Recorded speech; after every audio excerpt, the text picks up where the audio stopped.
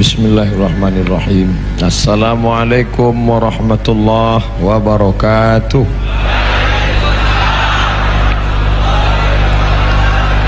Alhamdulillah wassalatu wassalamu ala Rasulillah wa ala alihi wa sahbihi wa man tabi'ahu wa mawalah. Yang dimuliakan Allah Subhanahu wa taala, para habaib, para ulama, tokoh masyarakat, insyaallah kita semua dimuliakan Allah Subhanahu wa taala. Amin ya rabbal alamin. Ketika nampak bintang, maka kita sudah tahu, oh ternyata posisi kita di selatan. Ketika kita sudah nampak bintang, orang yang sudah melihat bintang itu disebut mendapat hidayah. Artinya tahu dia menetapkan arah pulang mau kemana. Kalau kita bawa kendaraan dari Pekanbaru, Riau, mau pergi ke Sumatera Selatan, Palembang, mesti melihat petunjuk jalan yang sudah dibuat oleh Bapak Polisi. Belok kiri ke Medan, Sumatera Utara, belok ke kanan, Palembang, Sumatera Selatan. Siapa yang ikut petunjuk yang dibuat kepolisian itu, orang itu disebut mendapat hidayah. Artinya ikut saja, insya Allah sampai ke tujuan. Makanya selalu kita diajak oleh para ulama kita, semoga mendapatkan taufik dan hidayah. Taufik menyatu antara keinginan kita dengan keinginan Allah. Inginnya tidur pagi, inginnya tidur, tapi Allah mengatakan bangun, as-salatu khairum minan naum. Kita lawan hawa nafsu kita, kita ikut kehendak Allah, maka di situ kita disebut mendapatkan taufik, karena menyatukan keinginan kita dengan keinginan Allah. Orang yang mendapatkan taufik, maka orang itu mendapatkan hidayah. Dan semua yang mendapatkan hidayah mendapatkan taufik dari Allah. Mudah-mudahan kita senantiasa dalam taufik dan hidayah. Amin ya rabbal alamin. Nah, sudah jelas, saya mau menjelaskan tentang hidayah. Lalu kemudian sifat orang yang mendapat hidayah itu apa? Siapa?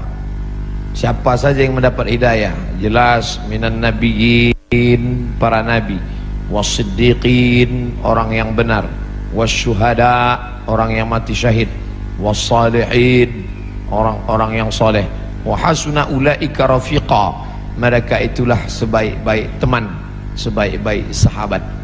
Lalu apa sifat orang yang mendapat hidayah itu? Rasanya bukan kebetulan orang yang menulis kaligrafi di dinding masjid ini menuliskan ayat itu pada bagian dinding yang paling depan. Na'udzubillahi minasyaitonirrajim. Ada 6 sifat orang yang mendapatkan hidayah. Yang pertama, innama ya'muru masajidallah, mereka memakmurkan masjid. Makna memakmurkan ada 3. Yang pertama, membangun. Yang kedua, meramaikan dengan sholat berjamaah. Yang ketiga, mengatur administrasi masjid. Alhamdulillah, masjid sudah dibangun. Man bana masjidan, siapa yang bangun masjid, banallah mithlahu baitan fil jannah, dibangunkan untuknya satu tempat di dalam surga. Maka setiap orang muslim mesti bertekad dalam dirinya, paling tidak ada niat, saya sebelum mati mesti bisa bangun masjid. Tanam sawit begitu juga, berhasil kebun ini bangun masjid. Tanam karet begitu juga, saya tanam kebun karet ini, kalau ada bangun masjid. Bisa tanahnya, alhamdulillah. Sampai bangunannya, alhamdulillah. Tidak bisa 1, 2, 3 sak semen, tidak juga bisa 1, 2 kotak keramik, tidak juga bisa 1 truk pasir, batu bata, kerikil, AC, kipas angin. Paling tidak pernah berkontribusi. tidak bisa membangun masjid, berarti tidak ada tempat di surga Pak Ustadz. Karena Nabi mengatakan man bana masjidan, siapa yang bangun masjid, banallahu mislahu baitan fil jannah, dibangunkan satu tempat dalam surga. Bagaimana mau memboking tempat dalam surga? Bangun masjid. Tapi Allah Maha Adil, tak semua orang bisa bangun masjid. Lalu yang tidak bisa bangun masjid, bagaimana dia mau booking tempat di surga? Man shalla itsnatai asyrata raka'ah, siapa yang salat 12 rakaat fil yaumi wal lailah, sehari semalam, banallah, maka dibangunkan Allah untuknya satu tempat. 12 rakaat, 2 rakaat sebelum subuh, 4 rakaat sebelum zuhur, 2 rakaat setelah zuhur, 2 rakaat setelah maghrib, 2 rakaat setelah isya. Pas 12 rakaat. 2 rakaat sebelum subuh, 4 rakaat sebelum zuhur, 2 rakaat setelah zuhur, 2 rakaat setelah maghrib, 2 rakaat setelah isya. Ada orang Islam kaya, bangun masjid, satu tempat dalam surga, rajin salat sunat qabliyah ba'diyah. Ini orang beruntung 2 kali. Yang lebih parah, sudahlah tak bisa bangun masjid, salat qabliyah ba'diyah pun tidak. Na'udzubillah. Oleh sebab itu maka Allah berikan kesempatan, Allah Maha Adil. Bangun masjid. Setelah masjid dibangun, memakmurkan masjid, tidak hanya sekedar membangun, meramaikan dengan salat berjamaah. Rasanya saya tidak perlu mengajak kita untuk mari ramai salat berjamaah, karena salat subuhnya saja sudah macam salat Jumat. Kalau salat subuh sudah seperti salat Jumat, itu menunjukkan Palestina tak lama lagi akan merdeka. Ambil gambar nih dari depan, ambil dari belakang, kirimkan ke internet, Facebook, Instagram, supaya dilihat oleh tentara Israel, supaya mencret mereka di sana. Pasukan-pasukan dari Pelaju, Palembang, Sungai Grong akan datang membebaskan saudara di Palestina. Kenapa sholat subuh itu yang menjadi acuan? Karena melawan kantuk berat, payah. Zuhur insyaallah. Makanya bangga kita melihat anak-anak muda pakai baju seragam, pakai jaket, pejuang subuh. Pas zuhur tak datang. Rupanya dia di masjid lain. Oh, kenapa tak datang zuhur? Masjid lain Pak Ustaz. Oh, ada yang masuk kampus, ada yang di kantor, tapi untuk subuh tetap di lingkungannya masing-masing. Makna memakmurkan masjid, bangun masjid. Setelah masjid terbangun, ramaikan masjid. Setelah itu mengatur administrasi masjid. Ustadznya siapa, imamnya siapa, khotibnya siapa, petugas kebersihannya siapa, bagian keamanan siapa, yang menyiapkan kedatangan alim ulama siapa, siapa yang mengajar subuh di sini. Rutin Habib Mahdi datang. Ada kajian tafsir, ada kajian hadis, ada kajian fikih. Ini mesti diatur. Kadang kita tidak bisa menyalahkan jamaah. Kenapa jamaah tidak ke masjid? Ini jamaah sudah meninggalkan masjid. Ketika ditelusuri, rupanya administrasi masjid kurang tertib, maka jamaah pun, maka kita banyak belajar dari Malaysia. Saya setiap bulan Februari 10 hari di Kuala Lumpur, Terengganu, Melaka, Negeri Sembilan, Ipoh, pindah-pindah. Di situ saya lihat daftar di depan. Senin malam Selasa fikih, Selasa malam Rabu akidah, Rabu malam Kamis tafsir, Kamis malam Jumat tak ada pengajian, wirid Yasin, Jumat malam Sabtu hadis, Sabtu malam Ahad tazkirah ammah, tablik akbar. Ngaji tak lama-lama, dari maghrib ke isya 45 menit, habis isya tanya jawab, ditulis di mimbar Ustadz nomor WhatsApp, Anda bertanya, Ustadz menjawab. Jadi ngaji tak panjang-panjang. Beda dengan tempat kita. Tempat kita ngajinya setahun 4 kali aja.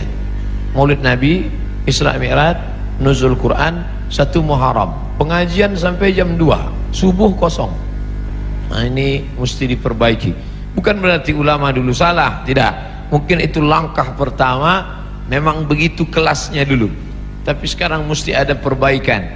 Panggil Habib Mahdi, Habib Ali Karar Al-Haddad, Habib Qasim, para ulama kita, Ustadz Taufik, Ustadz Muhammad Ali, banyak Ustadz kita datangkan, Ustadz Masfurah, spesialisasi mereka bidang apa. Ini hadis aja, satu pertemuan satu hadis. Yang ini tafsir saja, tafsir surat-surat pendek. Yang ini buat request, Ustadz siapa yang perlu kita undang. Nah, jadi aspirasi jamaah, sehingga jamaah menjadi merasa perlu datang ke masjid. Karena banyak setelah ditanya-tanya, kenapa jamaah tidak mau datang ke masjid? Itu aja pengajiannya Pak Ustadz. Khutbah Jumat sabar, pengajian subuh sabar, pengajian zuhur sabar. Melihat ustadznya udah tahu judulnya, itu sabar. Jadi jamaah sudah meluangkan waktu, tapi mereka merasa tidak mendapatkan sesuatu yang baru. Oleh sebab itu maka 3 ini mesti dijaga di masjid. Pertama, membangun masjid. Kedua, ramaikan masjid. Ketiga, administrasi masjid mesti baik. Saya yakin dan percaya masjid ini sudah berjalan, mari kita tingkatkan insyaallah. Amin. Pembangunannya tak ragu lagi. Di mana-mana kadang masjid untuk mencari keramik lantai masjid pun payah. Masjid kita keramiknya berlebih, memanjat sampai ke dinding. Kadang di beberapa masjid kita ceramah kepanasan, tak ada kipas. Di sini lengkap, kipas ada, AC ada. Nah, jadi artinya masjid sudah bagus, sudah cantik. Bapak Ibu yang dimuliakan Allah SWT, ini harus terus kita manfaatkan. Tadi saya janji menurut ayat ini ada 6 sifat orang yang dapat hidayah. Pertama, memakmurkan masjid dengan pengertian 3. Bangun, ramaikan, atur administrasinya, tertib administrasi. 2. Man amana billah, akidahnya benar, la ilaha illallah. Kenapa didulukan bangun masjid baru beriman kepada Allah? Karena ternyata ada orang yang bangun masjid tapi tidak beriman kepada Allah. Ini Ustaz Somad ngawur. Mana ada orang bangun masjid tak beriman? Ada. Masjid apa? Masjid untuk kampanye. Kata pepatah Melayu, kalau tak ada berada, takkan tempua bersarang rendah. Burung tempua sarangnya di atas pokok kelapa, tapi kalau sudah padi menguning, dia akan turun ke bawah. Dan itu terjadi di zaman sekarang. Padi menguning itu berapa lama? 5 tahun sekali. Musim-musim kampanye. Orang mulai nyumbang untuk masjid, masuk ke masjid, pakai sorban, pakai peci, pakai koko, pakai sarung, tapi tak sunat. Dan banyak orang terkecoh, disangka ustadz, rupanya KW. Masjid dibangunnya, ustadz tahu dari mana? Masuk SMA, SMS, WhatsApp, datang nanya, ustadz, apa hukumnya si fulan bangun masjid, nyumbang untuk masjid? Saya bilang jangan ambil, karena pasti ada niat di balik itu semua, ada tujuan terselubung, ada kepentingan. Maka jangan datang dia ngasih duit, ambil duitnya, jangan coblos orangnya. Setuju? Ambil duitnya, serahkan ke fakir miskin, anak yatim. Setuju? Tak sama bunyinya macam yang pertama tadi. Makanya prinsip dalam Islam, man amana billah la ilaha illallah. Saya yakin semua yang datang subuh ini tidak ada tujuan lain, langkah kaki dari rumah, bismillahi tawakkaltu 'alallah la haula wala quwata illa billah. Salat, usolli fardhu subhi rak'ataini adaan ma'muman lillahi ta'ala. Puasa, nawaitu shauma ghadin an ada'i fardhi syahri ramadhana hadhihi sanati lillahi ta'ala. Haji, labbaik Allahumma labbaik, labbaik la syarika laka labbaik. Ketika engkau persekutukan, kau duakan Allah dengan yang lain, hilang amalmu. Lain asyrakta, kalau kau syirikkan Allah, kau duakan Allah, kau persekutukan Allah, la yahbatanna amaluka, gugur amalmu. Maka ciri orang yang mendapat hidayah yang kedua, man amana billah, jangan rusak tauhid, aqidah kepada Allah. Ini kadang anak-anak lajang ini gara-gara lama dapat jodoh rusak tauhidnya. Iyyaka na'budu wa duku nasta'in. Nyembahnya tetap sama Allah, mintanya ke dukun. Kata dukun, kalau kau mau cepat dapat jodoh, ambil 7 bunga.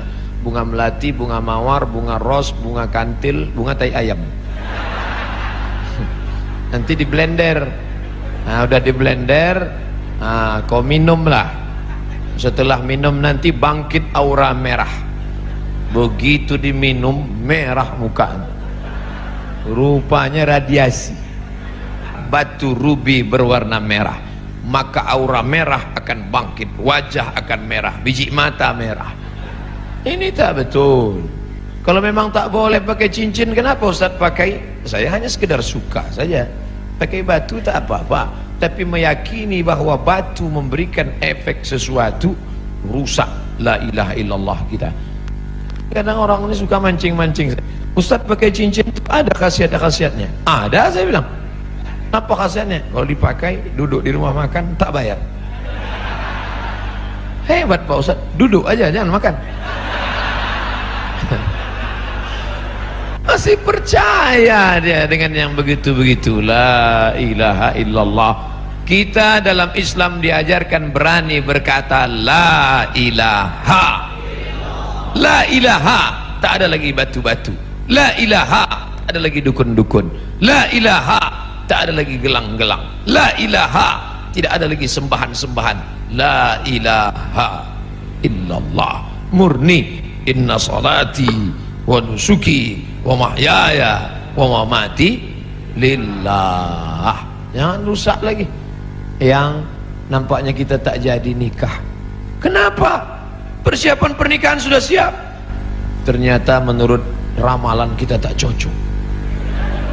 Aku Taurus, engkau Pisces. Taurus ini kambing, Pisces ini ikan. Ikan tak cocok sama kambing. Tak jadi nikah hanya gara-gara ramalan. La ilaha illallah Muhammadur Rasulullah. Maka jangan lagi kadzdzabal munajjimun walau sadaqu. Bohong, dusta orang yang percaya kepada ramalan zodiak bintang-bintang, kalaupun betul kebetulan. Bila anda telinganya agak ke depan, tak cocok kerja di sungai. Bila tai lalatnya di bawah dagu, cocoknya di darat. Ini bohong semua. Islam tidak pernah berkata demikian. Fa idza azamta, kalau kau sudah tekad, fatawakkal 'alallah, bertawakkallah kepada Allah. Jangan rusak akidah tauhidmu. Percaya kepada burung-burung. La tiarata, tak boleh. Dulu orang kafir musyrik, kalau dia mau bisnis, dilemparnya burung di atas pohon kayu. Lempar. Kalau burung itu terbang ke arah negeri Syam, berarti sial. Syukmu, Syam, sial. Kalau pergi ke arah Yaman, Yamin, beruntung. Lempar. Ke arah Yaman, ayo lanjutkan. Kalau ke arah Syam, berarti sial. Kalau mau bisnis, diambil anak panah 3 biji. Anak panah disimpan dalam Ka'bah, digoncang. Pergi atau tak pergi? Ambil anak panah. Pergi, ya pergi. Tidak pergi, jangan pergi. Kosong, anda belum beruntung, goncang sekali lagi. Ini dibatalkan dalam Islam. Maka dalam Islam diharamkan innamal ghamru wal maisiru wal ansabu wal azlamu khamar. Namal ghamru wal maisir, judi, wal ansabu, menyembelih binatang untuk berhala, wal azlam, mengundi nasib, rijsun, najis, min amalis syaitan, perbuatan setan, fajtanibuh, jauhi. Ciri orang yang mendapat hidayah, dia berserah diri hanya kepada Allah, tapi tetap ada usaha. Jangan tidak ada usaha. Jangan nanti yang lajang-lajang, yang gadis-gadis, kamu tak ada usaha untuk jodoh. Kalau memang sudah takdir Allah, tak akan kemana. Tetap ada usaha. Contoh, ini kue kotak Nengs Bakri. Ini kan memang ditakdirkan untuk saya ini kan. Memang untuk saya. Tapi saya tak ada usaha untuk membuka kotaknya. Masuk dia ke mulut saya. Tidak, menganga dari tadi. Mesti ada usaha untuk membuka kotaknya, lalu memilih-milih kue yang mana. Berapa biji kue? Pilih yang ini atau ini. Mesti ada usaha mengambil paralotnya, lalu ditusukkan ke botol, ke gelasnya. Ada usaha. Usaha itu disebut dengan ikhtiar. Itulah ahlus sunnah wal jamaah. Kalau tidak ada usaha, hanya pasrah saja, itu namanya Jabariyah. Orang Jabariyah kata dia tak ada usaha, takdir saja. Bang, abang tak kerja. Kalau memang rezeki kita datang sendiri, adinda, tak usah kerja-kerja. Nanti kalau ada suami ibu macam itu Jabariyah. Kalau gitu ibu tak usah masak. Nanti jam-jam 9 dia lapar, nanya, mana makanan kita? Kalau sudah takdir Allah, datang sendiri dia, bang. Orang gitu mesti gitu membalasnya. Orang Jabariyah ini tak ada usaha sama sekali, diam aja. Nanti tiba-tiba Pak Kapolsek razia, Prit, mana STNK BPKB? Saya serahkan pada Allah. Nah, pukulkan kepalanya Pak. Lepas. Kenapa Bapak pukul? Ini pun dari Allah juga. Orang-orang gini ini mesti gitu melawan dia. Kita betul. Allah kasih kita kudrat, Allah kasih kita iradat, Allah kasih kita sama, Allah kasih kita basar, Allah kasih kita kalam, supaya kita berusaha. Makanya doa keluar masjid, Allahumma inni as'aluka min fadlik, beri aku rezeki. Kenapa keluar masjid minta rezeki? Karena keluar masjid idza qudiyatis shalah, kalau salat sudah dilaksanakan, fantashiru fil ard, bertebaranlah di atas muka bumi, cari rezeki. Wabtahu min fadlillah, cari karunia Allah. Ciri orang yang dapat hidayah yang pertama, memakmurkan masjid. Yang kedua, beriman kepada Allah. Yang ketiga, wa aqamas shalah. Solat, bukan somat. Solat. Mudah-mudahan anak-anak gadis yang rajin sholat subuh ini mendapatkan suami yang rajin pula sholat subuh. Karena kalau kalian anakku yang sudah solehah, yang sudah cantik, yang sudah rajin sholat, tiba-tiba dapat laki tak sembahyang, tak satu dua curhat masuk ke HP saya. Ustadz, dulu saya sangka nikah sama dia bahagia, ternyata Pak Ustadz, cuman rasanya bu macam tidur sama babi hutan. Tak sembahyang. Walaupun hidup 1000 tahun, kalau tak sembahyang apa gunanya? Walaupun hidup 1000 tahun, kalau tak sembahyang apa gunanya? Nanti kalau Bapak Ibu kebetulan pergi umrah, ada mihrab dalam taman Raudhah Masjid Nabawi, tempat sholat Nabi. Ini Raudhah, ini mihrab namanya. Di sebelah kiri ada tertulis as-salatu imaduddin, sholat tiang agama. Kenapa atap masjid kita kokoh? Karena ada tiang. Kalau tak ada tiang, hancur. Puasa melayang, zakat terbang, haji hilang, karena tak ada tiang. Tiang dari segala amal adalah solat. Dan solat waktunya tak boleh digeser. As-salatu ala waktiha. Apa kata panitia tadi malam? Ustadz Somad, jam 4 kami tunggu di pintu. Maka jam 4 kurang 5 saya sudah siap di ruang tamu. Yalah Pak, pokoknya siap-siap. Sedangkan janji sama manusia tak kita geser, apalagi sama Allah. Ini sekarang banyak yang geser janji sama Allah. sholat subuh jam 4 lewat sikit, dibuatnya sholat subuh jam 8. Bangun jam 8, tutup pintu, rapatkan gorden, matikan lampu. Sholli fardhu subhi. Allah.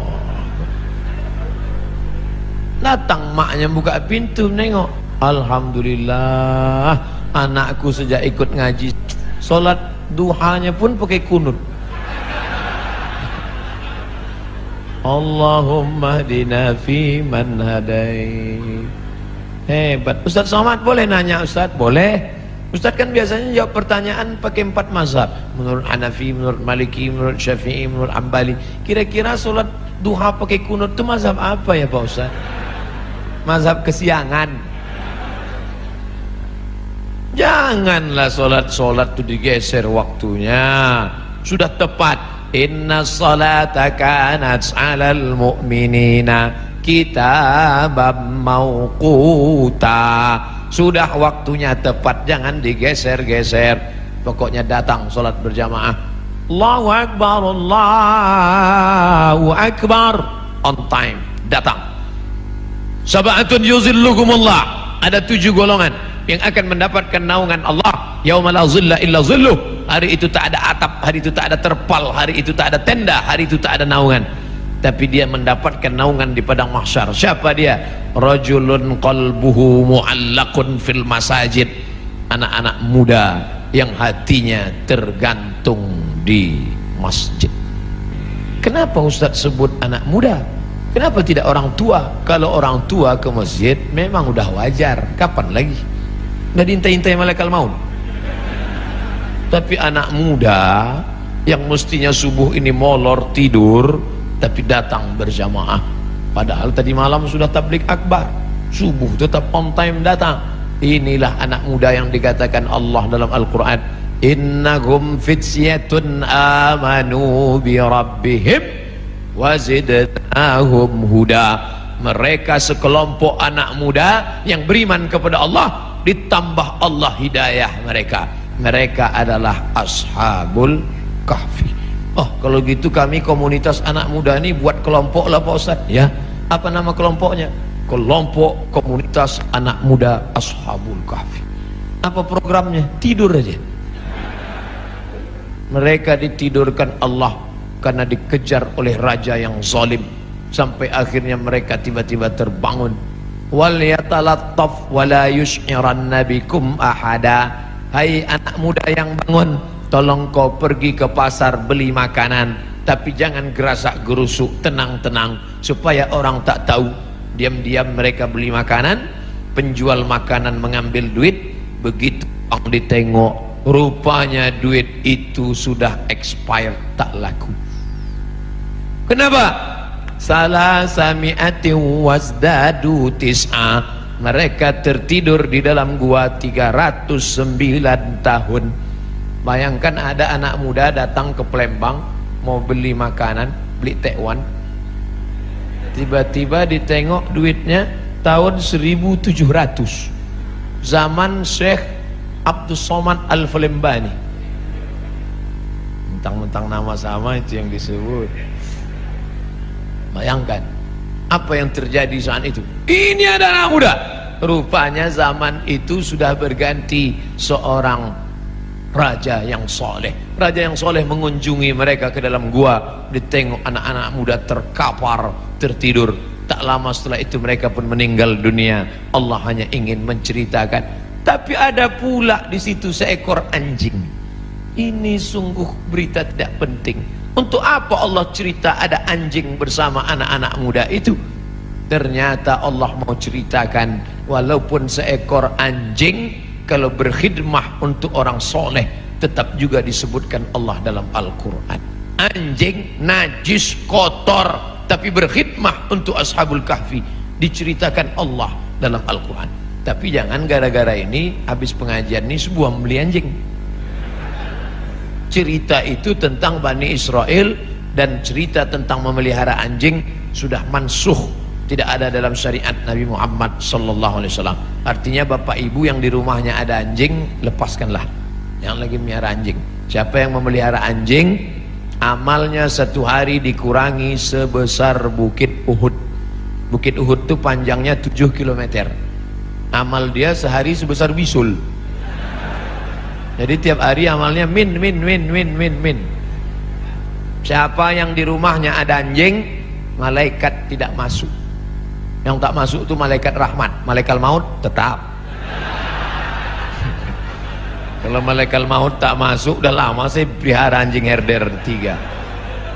Bapak Ibu yang dimuliakan Allah, artinya apa? Istiqomah sholat berjamaah. Wahai anak-anak muda, kalian buatkan komunitas anak muda pencinta masjid. Alhamdulillah sekarang sedang tren komunitas. Saya di beberapa tempat ketemu komunitas anak-anak muda. Apa komunitas kalian? Jombloan sejati. Tulisan logonya say no to bonceng. Mantap. Kalian apa komunitasnya? Ini Pak Ustadz, saya dikasih mereka di Yogyakarta, dipasangkan mereka pemasangan jaket kepada Ustadz Abdul Somad, tulis di belakang born to ride, ride to Jannah, lahir untuk mengendara menuju surga. Anak-anak geng motor. Mantap. Dipasangkan ke saya pun langsung ke airport. Habis subuh pasang langsung ke airport. Semua orang di airport nengok saya. Rupanya jaket itu dipasang naik motor, saya naik pesawat. Tak cocok. Artinya apa? Komunitas anak muda ini tetap dijaga dan mereka tetap sholat berjamaah di masjid. Habis waktu. Cepat betul. Saudara yang dimuliakan Allah Subhanahu wa taala, memakmurkan masjid sudah, beriman hanya kepada Allah sudah, menegakkan salat sudah. Masuk yang keempat, wa ataz zakah, berzakat. Orang yang sudah salat tapi tak berzakat, maka tak ada gunanya karena dia makan haram. Di dalam duit kita itu ada zakat. Zakat orang dititipkan Allah kepada kita. Ada orang diuji kakinya lulus, diuji kakinya sholat berjamaah lulus, diuji matanya sholat tahajud lulus, diuji kantongnya, di situ baru kelihatan. Nama siapa? Pelit bin bakhil bin medit bin kedekut. Ini orang na'udzubillah. Oleh sebab itu maka keluarkanlah zakat. Bapak sudah bayar zakat? Tiap tahun saya bayar zakat Pak Ustaz. Berapa? 2,5 kilo. Itu zakat fitrah. Zakat pendapatan 2,5%, 85 gram emas murni. Berapa itu sekarang Pak Ustaz? 85 gram kali 500.000 1 gram, 42.500.000. Siapa yang mempunyai pendapatan 42.500.000 sudah kena zakat 2,5%. Kalau profesi kami sebagai pegawai Pertamina ini gimana Pak Ustadz? 42.500.000 setahun, bagilah 12 bulan. 12 bulannya berapa itu? 42.500.000 bagi 12, 3,6. Jadi yang berpendapatan 3,6 juta, 3.600.000 itu udah kena menurut Basnas, amil zakat nasional yang sudah disepakati ijma' antara ulama-ulama Basnas se-Indonesia, 3,6. Saya tidak sebut gaji karena ada orang gajinya 2 juta, pendapatannya 20 juta. Ada uang tunjang, uang sipak, uang sundul, uang sikut, duit-duit apa. Jadi di total semua, total. Pak Ustadz, saya sebulan dapat 5 juta. Mudah cara ngitungnya, 1.025.000, 5 juta berarti 125.000. Saya 10 juta Pak Ustadz, 250.000. Saya sebulan dapat saya 100 juta Pak Ustadz, 2,5 juta. Mudah-mudahan Bapak Ibu punya duit 100 juta. Dari bunyi aminnya banyak yang tak yakin Pak. Masalah duit ini kita tak bisa ngelihat orang, tak bisa dinilai duit dari wajah orang. Ada hitam, jelek, pesek, pendek. Tapi buka dompet 100 juta. Ada ganteng putih, tengok dompet 2.000 perak. Mudah-mudahan semuanya dapat 100 juta. 100 juta zakatnya berarti 2,5 juta. Memang kalau udah cerita zakat ini banyak lupa. Tak ingat saya Pak Ustaz. 2,5 juta. Saya tak tahu, entah siapa yang punya 100 juta, entah siapa yang tidak, saya tak tahu. Dan bapak petugas Basma, Badan Amil Zakat Pertamina, itu tidak tahu siapa yang punya duit. Tapi ada dia yang tahu, la ta'khuzuhu sinatun. Dia tak mengantuk, tak tidak tidur. Tak mau berzakat, simpan. Tak ada angin, tak ada hujan, tiba-tiba lutut sakit. Dibawa ke tempat kusuk, makin sakit. Dicucuk pakai jarum-jarum itu akupunktur, sakit. Tak mempan jarum, cucuk paku payung, makin sakit. Akhirnya dibawalah ke Singapura. Sampai di Singapura datanglah dokter Cina membawa martil kecil aja, dipukulnya lutut. Ayah, lapuklah, lama pakai. Rupanya tempurung kelapa yang di lutut nih lapuk. Jadi gimana dok? Tenang, kita sudah import lutut dari Tiongkok. Berapa harganya? Sebelah kanan 40, sebelah kiri 40, ongkos pasang 20, pas 100. Itu namanya duit hantu dimakan setan. Silakanlah, yang tak mau bayar zakat tak apa-apa, silakan. Tapi awas. Gimana? Udah ada terasa? Nah, kalau udah ada bayar. Nanti habis nih jumpai Badan Amil Zakat Pertamina, serahkan, bayarkan. Ustadz, bagusnya saya bayar, saya dapat sebulan 4 juta Pak Ustadz. 25.000 berarti 100. Apakah bagus saya bayar tiap bulan 100 atau saya tunggu setahun 1.200.000 tiap bulan? Tiap bulan serahkan. Kan sama aja, sebulan 100, setahun 1.200.000, kan sama, duitnya sama, setannya tak sama. Kalau 100.000 ringan, kalau sudah terkumpul 1.200.000, allazi waswisu fi sudurin nas, yang berbisik itu siapa? Minal jin. Nah, kalau jin yang berbisik, senang, kita baca ayat kursi selesai. Ini yang berbisik ini nas, sekantor sama kita, sama-sama orang Pertamina juga. Mau kemana bro? Mau bayar zakat ke Basma. Berapa? 1.200.000. HP baru 1.100.000. Kita bacakan ayat kursi, hafal pula dia dari kita lagi. Nanti kalau ada kawan begini, bacakan juga ayat kursi, ngembuskan dia, Allah qayyum la ta'udhu sunatu wa la nawm. Oleh sebab itu bayar zakat. Yang paling tinggi zakat. Di bawah zakat infak, di bawah infak sedekah. Apa beda infak sama sedekah Ustaz? Infak materi, wa anfiqu min thayyibati ma kasabtum, berikanlah hasil usahamu. Infak itu materi, kalau sedekah non materi. Makanya dalam hadis dikatakan tabassumika fi wajhi akhika sedekah, senyummu ke wajah saudaramu sedekah. Allah Maha Adil. Kalian yang bisa ngasih sedekah duit, sedekah. Kalian yang bisa ngasih infak duit, infak. Infak kipas angin, infak AC, infak lampu. Tapi yang tak bisa ngasih infak, sedekah. Artinya apa? Kau yang berduit kasihlah duit. Yang tak bisa ngasih duit, senyum aja. Misal jumpa orang, udahlah duit tidak, senyum tidak. Asal jumpa muka macam jeruk purut dipijak gajah. Oleh sebab itu bagi, makanya yang paling tepat untuk kotak masjid itu adalah kotak infak. Jangan buat kotak sedekah, kotak infak biar dia ngasih duit. Kalau kotak sedekah, itulah senyum aja deh.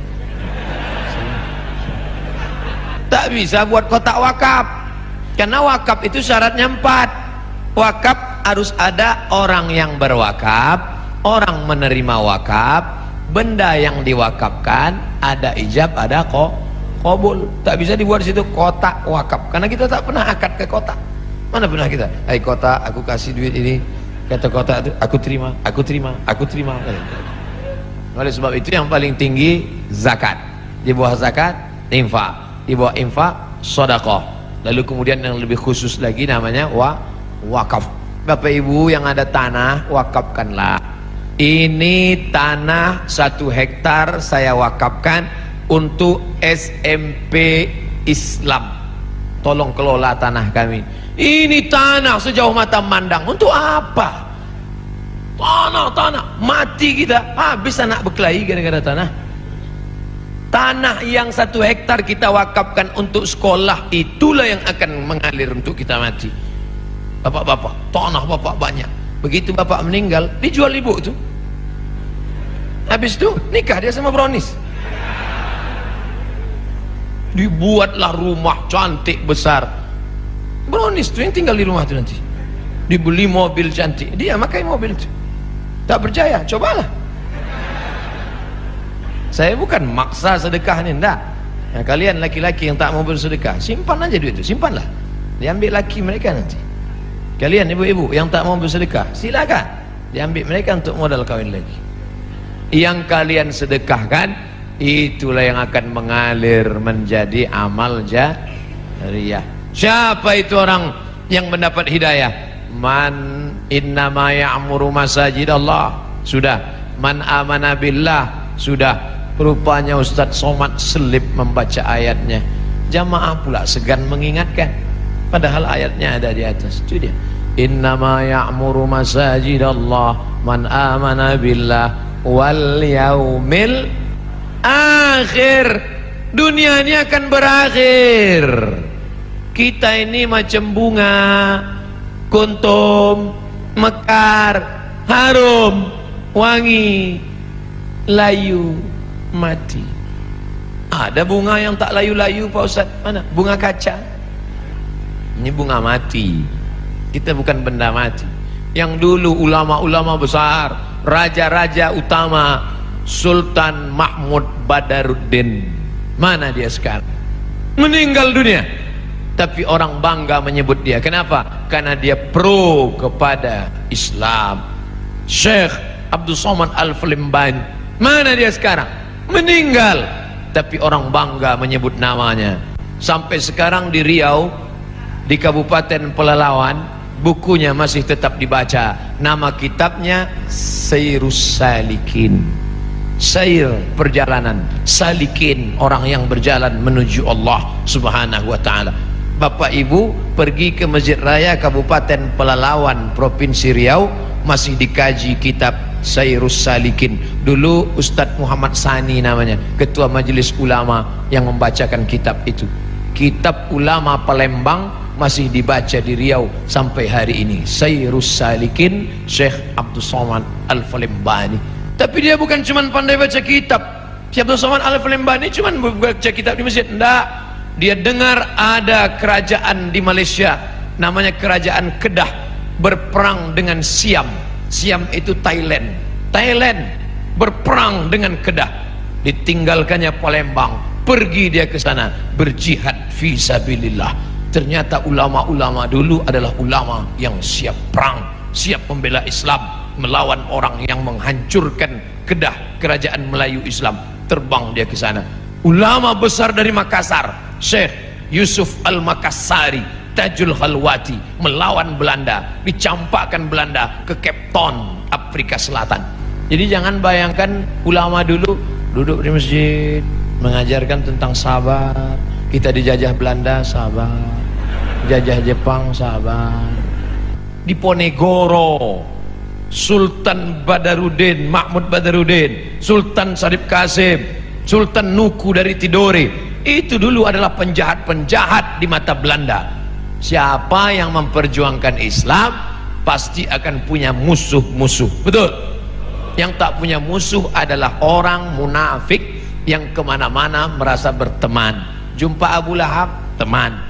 Wa idza khalau ila syayatinihim, kalau mereka berjumpa dengan setan-setan mereka, qalu, mereka berkata, inna ma'akum, kami dengan geng kalian setan. Kalau jumpa dengan orang beriman, kami dengan kalian. Jumpa dengan setan, kami dengan kalian. Bermuka dua, muzabzabina baina dzalik, la ilaha ula wa la ilaha ula. Tidak kemari, tidak ke sini. Ini Ustaz Somad, ini Ustaz keras. Dah, Saya suara aja yang keras, hati lembut. Saudara yang dimuliakan Allah Subhanahu wa taala, siapa itu orang yang ya'muru masajid Allah, memakmurkan masjid? Man amana billah, la ilaha illallah, tauhidnya bagus, wal yaumil akhir, percaya kepada dunia akan berakhir, kita akan mati, tinggal semua ini semua yang akan dibawa iman dan amal soleh. Wa aqamas shalah, rajin istiqomah salat, wa ataz zakah, membayar zakat. Yang terakhir yang keenam, walam yakhsha illallah, takutnya sudah hilang, tak lagi ada takut dalam hatinya karena takutnya sudah habis hanya kepada Allah. Orang yang korupsi kalau ditanya lagi, Bapak korupsi itu kenapa?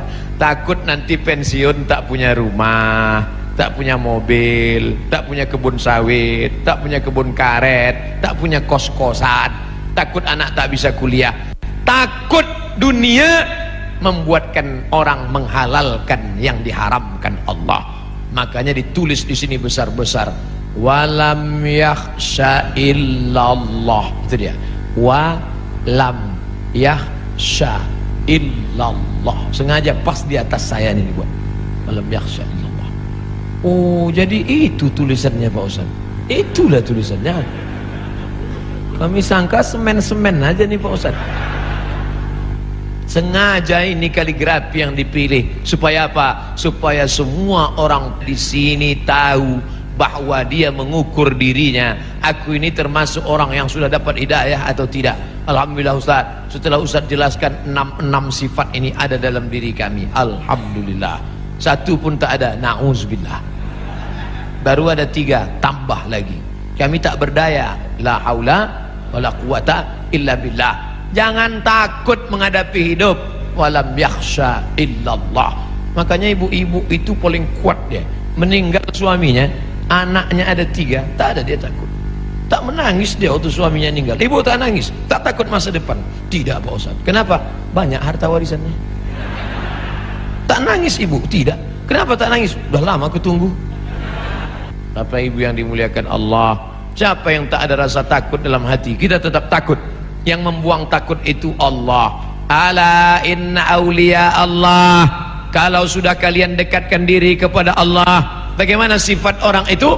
La khaufun alaihim wala hum yahzanun. Dicabut Allah takut, dicabut Allah sedih. Itulah yang merusak hati orang modern. Takut, sedih. Penyakit stres, depresi, jantung koroner, diabetes meletus, asam urat naik gara-gara terlampau takut, sedih. Apa beda takut sama sedih? Sedih terhadap masa lalu, takut terhadap masa depan.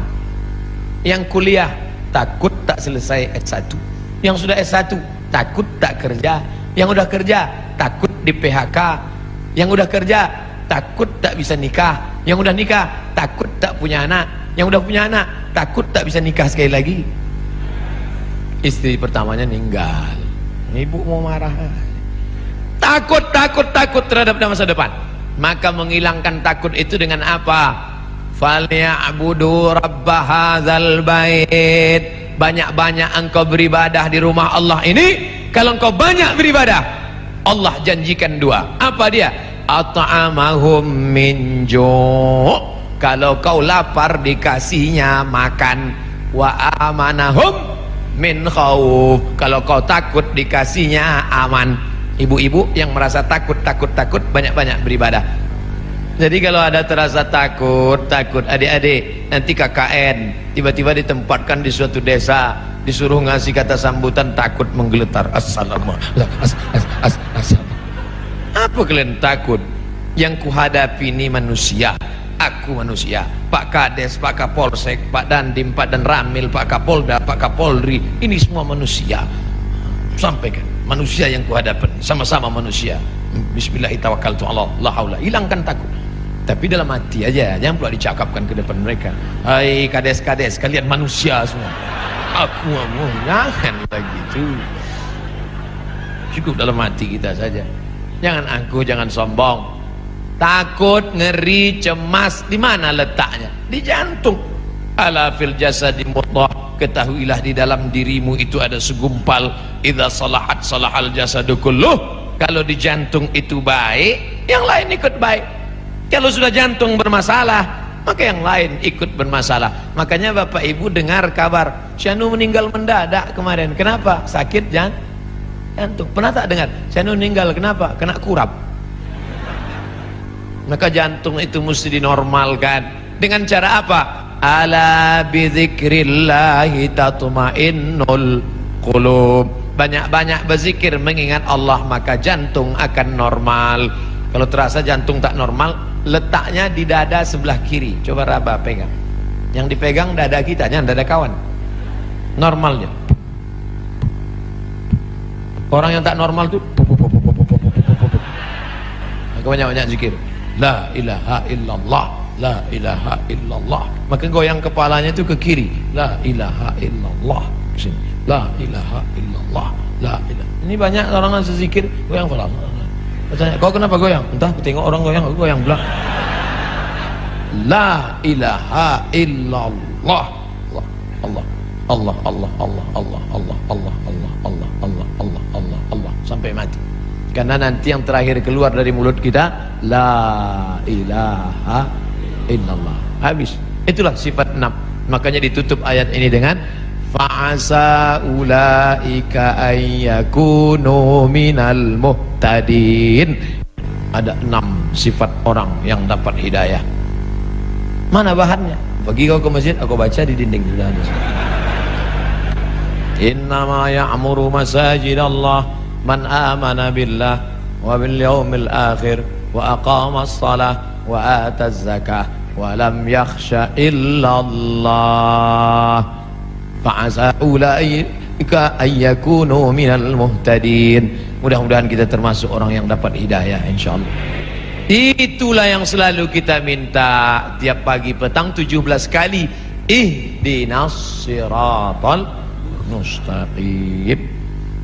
Itulah kaji kita. Mudah-mudahan menjadi amal soleh insyaallah. Amin.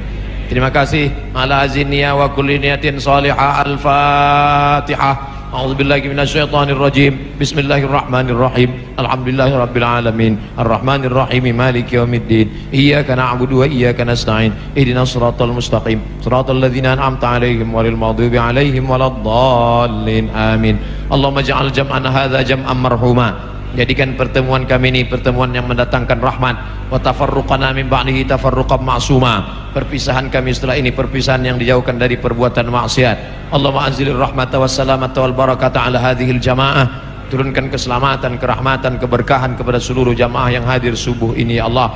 Allahumma ja'alna minal mustaqimina fi sabilik. Jadikan kami orang-orang yang istiqamah di jalanmu ya Allah. Allahumma ja'alna min nusrati syariatik. Jadikan kami menjadi para penolong syariatmu ya Allah. Ya muqallibal qulub, wahai engkau yang membolak-balikkan hati, sabbit qulubana ala dinik wa ala ta'atik. Kokohkan hati kami dalam agamamu, dalam ketaatan kepadamu ya Allah. Allahumma ja'alna min muhibbi nabiyyika Muhammad sallallahu alaihi wasallam. Jadikan kami para pecinta-pencinta Nabi Muhammad sallallahu alaihi wasallam wa ali baitihi at-tayyibin at-tahirin, mencintai para habaib keturunan Rasulullah sallallahu alaihi wasallam. Allahumma rzuqna ziyarata baitikal atiq. Berikan kami rezeki yang halal supaya kami bisa berkunjung ke Baitullah. Ziyarata qabri nabiyika Muhammad sallallahu alaihi wasallam. Berikan kami rezeki yang halal supaya kami bisa berkunjung ke makam Nabi Muhammad sallallahu alaihi wasallam. Allahumma khtim lana bi husnil khatimah wa la takhtim alaina bi su'il khatimah. Allahumma ja'al akhir kalamina 'inda intihai ajalina. Jadikan akhir kalam kami ketika ajal kami sampai, yang terakhir keluar dari mulut kami nanti la ilaha illallah Muhammadur Rasulullah sallallahu alaihi wasallam. Rabbana atina fid dunya hasanah wa fil akhirati hasanah wa qina adzabannar. Wa sallallahu ala sayyidina wa maulana Muhammad wa ala alihi wa sahbihi wasallam. Walhamdulillahi rabbil alamin. Taqabbalallahu minkum minna wa minkum taqabbal ya karim. Pulang dengan tenang, ambil sampah-sampah, tunjukkan Islam agama yang bersih. Terima kasih segala perhatian, mohon maaf segala kekhilafan. Wassalamualaikum warahmatullahi wabarakatuh.